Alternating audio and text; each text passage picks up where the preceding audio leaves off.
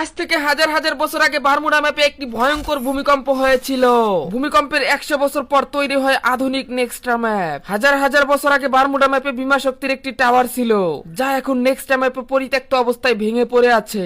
এই ম্যাপে বড় বড় কিছু টাওয়ার ছিল যেগুলোর পাখা ঘুরতো, কিন্তু সেগুলো নেক্সটা ম্যাপে এখন ভেঙে পড়ে আছে। অনেক বছর আগে এই ম্যাপে একটা বিশাল বাঁধ ছিল। বর্তমানে নেক্সটা ম্যাপে এই বাঁধটি মাটির নিচে ডুবে আছে।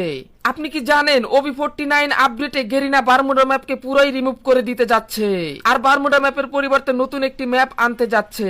আপনারা ইতিমধ্যে সেই ম্যাপটি দেখে ফেলেছেন। তবে এটা বাস্তব যে অনেক অনেক বছর আগে বারমুডা ম্যাপে একটা বিশাল ভূমিকম্প হয়েছিল।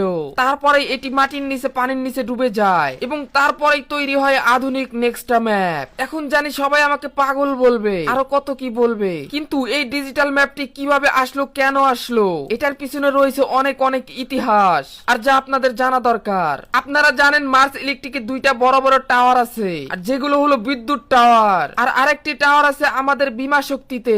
অনেক অনেক বছর আগে এই টাওয়ারে মানুষ গেম প্লে করতে এবং এই টাওয়ারের উপরে ল্যান্ডিং করে ঘুষাঘুষি করত।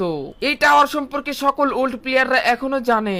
অনেক অনেক বছর আগে যখন বারমুডা ম্যাপ ধ্বংস হয়ে যায়, তখনই নেক্সটা ম্যাপে এটাকে পরিত্যক্ত অবস্থায় দেখা যায়। একটা সময় ছিল যখন বারমুডা ম্যাপ পুরাই ধ্বংস হয়ে গেছিল।